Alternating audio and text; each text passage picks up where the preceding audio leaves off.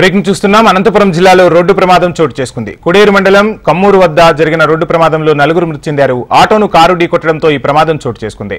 గార్లదిన్నె మండలం మార్తాడకు చెందిన సరస్వతి, లోకేశ్వరి, లీలావతి అనే 3 అక్కాచెల్లెలతో పాటు సరస్వతి 3 నెలల కూతురు విద్యశ్రీ ప్రమాదంలో మృతి చెందారు.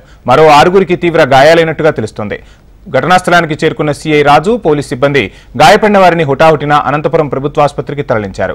కుడేరు పోలీసులు కేసు నమోదు చేసుకుని దర్యాప్తు చేస్తున్నారు. ప్రమాదానికి అతివేగమే కారణమని పోలీసులు తెలిపారు. అనంతపురంలోని ఓ ఇంజనీరింగ్ కళాశాలకు చెందిన విద్యార్థులు పెన్నా అహోబిలం నుంచి అనంతపురం వెళ్తుండగా ఎదురుగా వస్తున్న ఆటోను ఢీకొట్టడంతో ఈ ప్రమాదం సంభవించింది.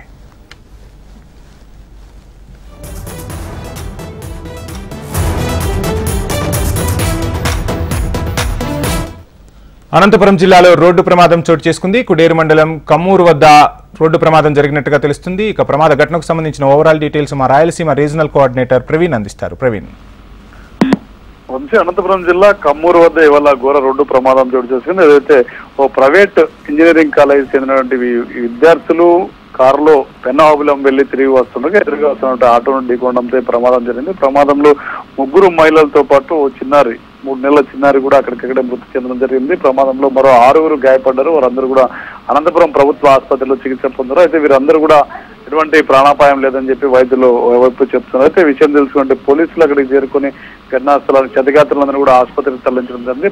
ప్రధానంగా ఏదైతే అతివేగమే ఈ ప్రమాదానికి కారణం అని చెప్పి పోలీసులు ఇప్పటికే నిర్ధారించారు. అనంతపురం నుంచి వెళ్తున్నటువంటి ఆటోను ఎదురుగా వస్తున్నటువంటి ఈ కారు ఢీకొనడంతో ఈ ప్రమాదం జరిగింది. అయితే 6గురు కూడా ఆసుపత్రిలో చికిత్స పొందారు. వారికి ఎటువంటి ప్రాణాపాయం లేదని కూడా వైపు పోలీసులు చెప్తున్నారు. ఈ ఘటన పైన పూర్తి స్థాయిలో విచారణ చేపట్టారు వంశీ.